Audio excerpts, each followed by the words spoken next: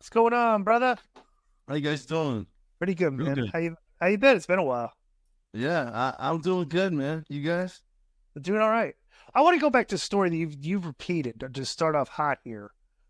What was the story the first time when you came into WCW and you met me for the first time?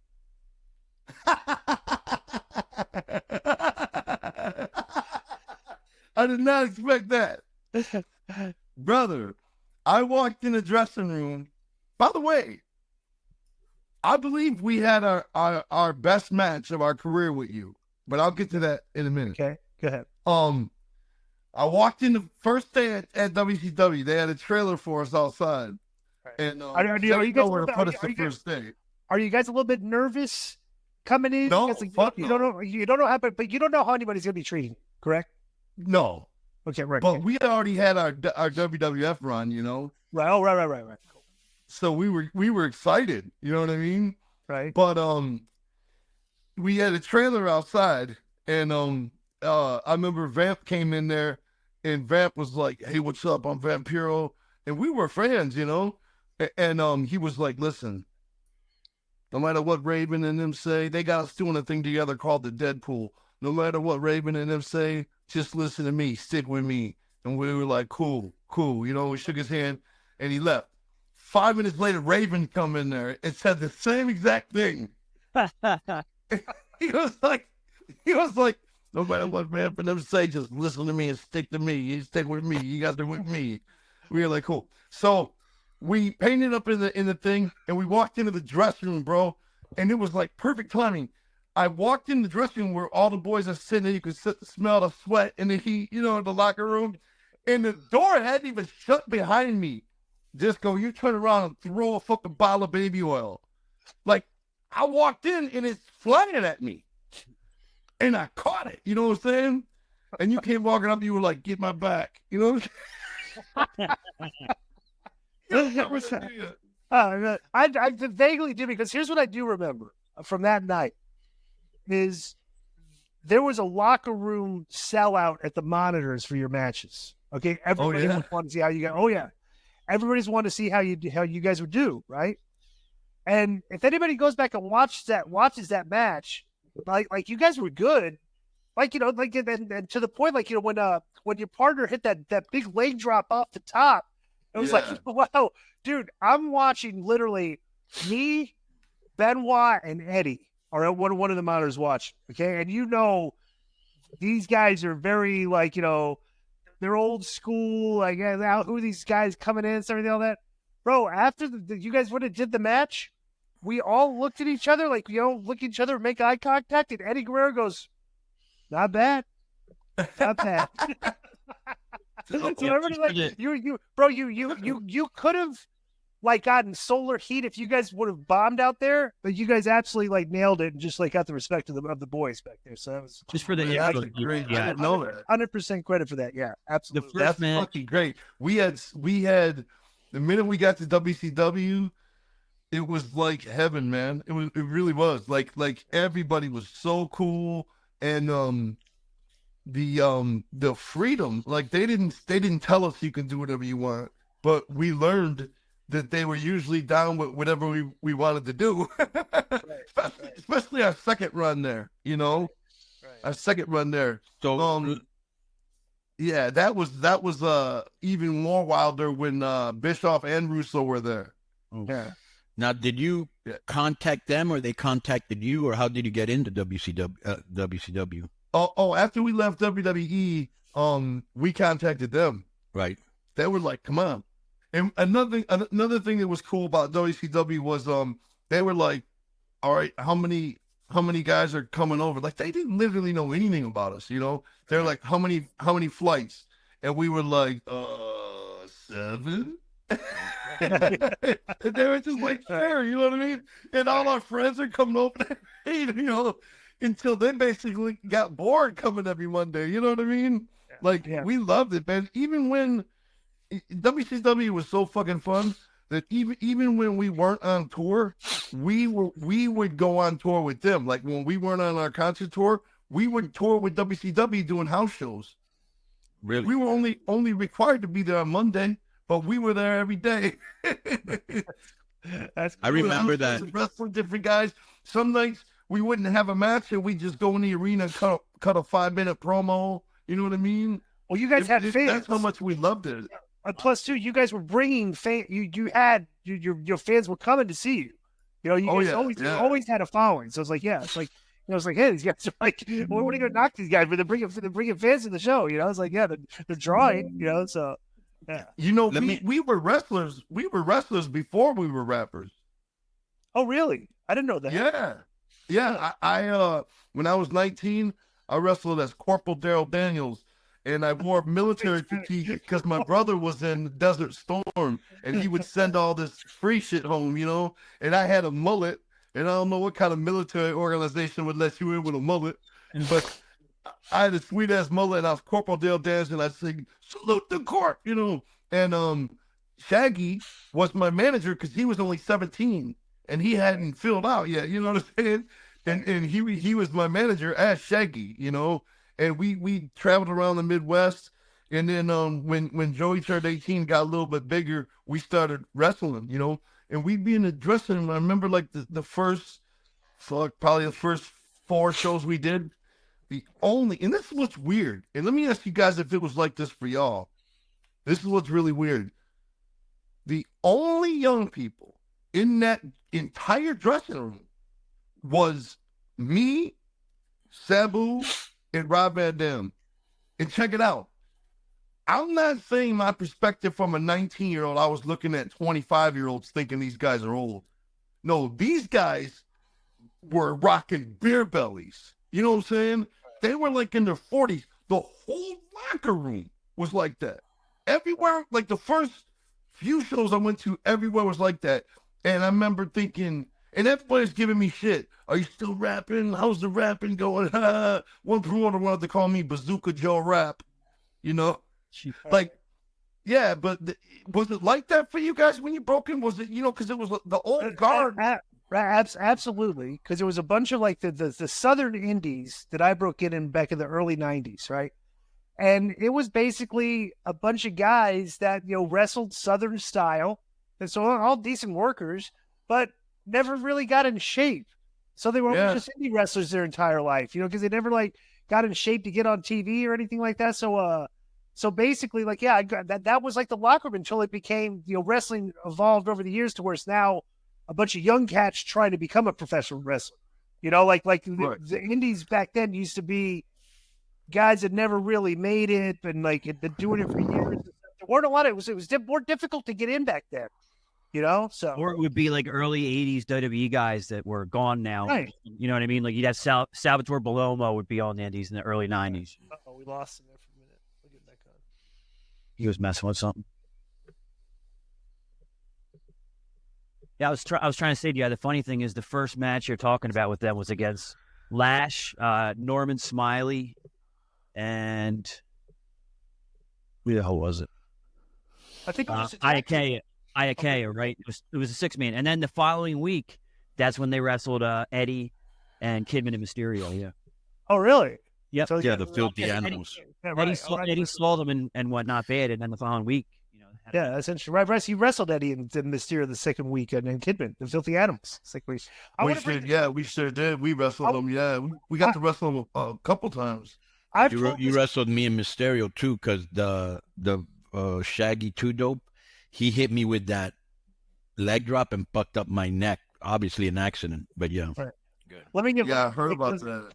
Here's another one of my favorite one of the stories about the Insane Clown Posse. So me and Hall, and I forgot maybe who else it was. We did one of your shows up there in Detroit, an indie show, right? And after the show, till we got in the van, you took us to the your warehouse. This was the most bizarre experience I've ever had in my life, because we pulled up, and it's like, there's the warehouse. Okay, and you walk in your warehouse. There was just like just a desk there in the front with a receptionist and stuff like that. Unassuming, right? Then you walk to the right, and you walk through that door, right? Bro, I walked in the warehouse, and it's just rows and rows of merchandise. And I'm looking around and go like, why does this place look 10 times bigger in here than it does looking at it from the outside. I was like, it's like a Willy Wonka chocolate factory. It was like a kind of like a weird experience, like that. Like you had so much stuff in there that it looked like it was like way bigger on the inside than looking at it from the outside. Has anybody else ever brought that up to you?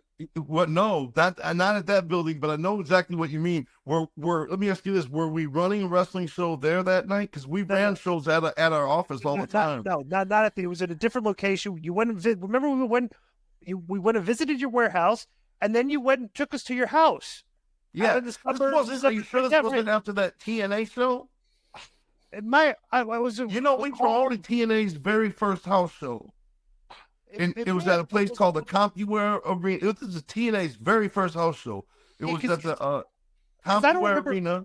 I forget a lot of stuff these days because I remember Scott Hall was there, and I don't remember. Yeah, it was probably. I apologize, Violet J. What's the yearly festival called? The Juggalo. Juggalo Gathering. It was probably the Gathering. Yeah, you were there for the wrestling event. Right? No, it wasn't the Gathering. It was a different. It was just an indie show that you'd taken us. How could the Gathering be a house show? Right. So the Gathering's an event. I know what you're talking about. Yeah, we were doing these bi-weekly pay-per-views down in Pontiac. Okay. Right. And Scott was doing the winner. Yeah, we used to hang really, really tight with Scott during that time. Right. Yeah. I remember that. But that was cool. You had a cool house, as I said. You would think like not like killing your gimmick or anything. It was like, bro, these guys live out in the burbs with all the rich people. Well, let me tell you what's so interesting to me, Joe, that when you went to WCW, I had zero clue who you guys were because I just didn't know who you were, and I didn't, and I'm sure you've been asked these things before, and maybe you're tired of answering it, but I didn't know it, and if I didn't know it, I'm sure a lot of people didn't know it. I think that's what's very impressive to me, is that I was reading in the wiki, and I don't know how correct this is, that you were basically fucking broke, very, very poor, wearing, hand-me-downs and Salvation Army type shit. And people used to make fun of you, but you didn't give a fuck. And you called yourself the Floobs or the Flubs or some shit. Yeah. Floobs. Yeah. And then, And Floobs so. Juggalos, I think, Yeah. And so. Right. And that, like you were in a gang and shit. And then you guys had like radios and tear gas and shit. And to go from there to being who you are now and living who you are. And I didn't even know this, that you have, let me see because I actually wrote it down because I forget shit nowadays. They had 2 platinum and 5 gold albums. Yeah. That's that's a great story. You know what I'm saying? Thanks, man. It really is. It's like it's like the rags to riches old classic, but the hip hop is quite often that, you know what I mean? Right. Yeah, but you're white boys in hip hop doing this. You're used to seeing black guys. You know what I'm saying? It's very different. And here's another question I wanted to ask you: the gang that you were in, or the gangs that you were against? Because I was reading this thing that some other gang maybe wanted to fucking attack your mom's house or some shit. Were these gangs white gangs, or they white and black gangs, or what was it like in Detroit? Mostly Mexican. Where we lived in Southwest Detroit. Really? Yeah, wow. It's also a Mexican town. That's why at the show this weekend at Triple Mania, I want to wear a Clark Park jersey, because Clark Park is the park right in the middle of Mexican town. That's in Southwest Detroit, And I know there'll be eyes on that show, and they'll be like, damn. That's cool. Clark Park all the way over, you know what I'm saying? Yeah, that's fucking cool, bro. And let me. I thought this was just kind of a beautiful story, to tell you the truth. So let me see. I got it here somewhere. So listen to this, Di. It says, I'm gonna tell the butterfly story. At age 7, Joe and his brother caught a butterfly. Both were fascinated by the vibrant colors and overall peacefulness of the creature. They kept the butterfly in a jar overnight and intended to free it the following morning. When they awoke, the brothers found the butterfly had died and felt as they had committed a murder. The brothers made it a vow that one day they will make it to heaven so they can apologize to the butterfly face to face. On every Insane Clown ICP album and EP, it reads, dedicated to the butterfly. That's a fucking cool story. Well, you think about it like this. This is how I relate it to. When you're born, Right. When you're first born and you're young like that, you don't have racism in you. You don't have all these ideas. You're innocent. And yes, you're clean as fuck. You know what I Right, mean? right. All that is instilled in you People by put life. that in your head, right? Exactly. Right. If you were to take a Kleenex right out of a Kleenex, a white clean Kleenex, and tie it to an antenna on your antenna right in New York, and drive all the way to L.A., by the time you got to L.A., what's that Kleenex gonna look like? You know what I mean? It's Right. gonna be dirty and fucked up, right? That's what Right. we're like. And so by me and my brother saying dedicated to the butterfly, we take these wicked things like our albums and all these things that we put all this time and effort, and we remind ourselves, dedicated to the butterfly. So you got to get back to where you were. You know what I'm saying? Right. Before you die. You know what I'm saying? That's the theory behind that. But yeah, man, we're good people. We just want to see everybody. You know what I'm saying? We want to see it. Like we're not super religious or anything like that, but we want to see everybody in a better place. You know what I'm saying? I just thought that was a cool story. Now, let me ask you another question. How did you get into WWE? Who called you? Because it also says here that you were in a feud with the Headbangers in the first wrestling match. The Headbangers were stiff at throwing real punches, and so they took you out of that program. What happened there? Well, here's what's crazy. When the WWF called us, right? They were Right. like, yeah, we got this team called the Human Oddities. Right. I And they love were the like, we human want you oddities, guys- by the way. Yeah, they were like, we want we want you guys to make the ring music. We were like, do you motherfuckers know we wrestle? Yeah, And they were probably like, not. what do you mean? And we're like, man, I was a wrestler. Joey too. We wrestle. And so they flew us out to Stanford, and we wrestled Tom Pritchard. You know what I mean? And filmed it for Vince McMahon. Next thing you know, we're debuting at SummerSlam. Wow. You know what I'm saying? That's huge. Summer fucking at the Garden. Right. At the That's Garden. huge. Yeah. Yeah. And from the time, and I say this all the time, but it's worth saying a million times in case anybody hears it for the first time. For the time I was 12 and Joey was probably 10, we knew we were gonna be wrestlers, man. It wasn't a dream or a goal or a want or a fucking hope. It was a fact. Like there was no question about it. We knew it. I used to tell these motherfuckers, get my autograph now. Because you're not gonna be able to later. You're gonna be bragging you went to school with me. You might as well get it now. Like we knew it. Now, when I turned 19 and Joey was 17, hip hop overtook that passion. You know what I mean? Right. So we had to face that reality that we were gonna do this. We wanted this more now, But by the time I was 26 and Joey was 24, that dream, because we already had put that energy into it, it came back for us. Yeah. It was like, do you still want this? Right. I mean, what's the chances of that, Yeah, you willed it into existence. It willed itself exactly because we knew it all those years, and that's the laws of attraction, or the secret they call it. We knew that shit though. That's the difference. If you hope and wish and pray, that means you have doubt in you. You know what I'm saying? We knew, and that shit was like, bing, do you want this? So we're like, yeah. So we start doing Monday Night Raw, and back then they used to do one live and then film the next one. And then you'd be off for 2 weeks. You know what I mean? Now that dressing room was very jealous. Did you have any problems with the other wrestlers? And what happened with the Headbangers? Conan, check this out. The day we got there, we just told Vince Russo, we need to paint up. This Right. is Madison Square Garden. Right. And we're like, we need to paint up, right? You know why they took us, bro? No.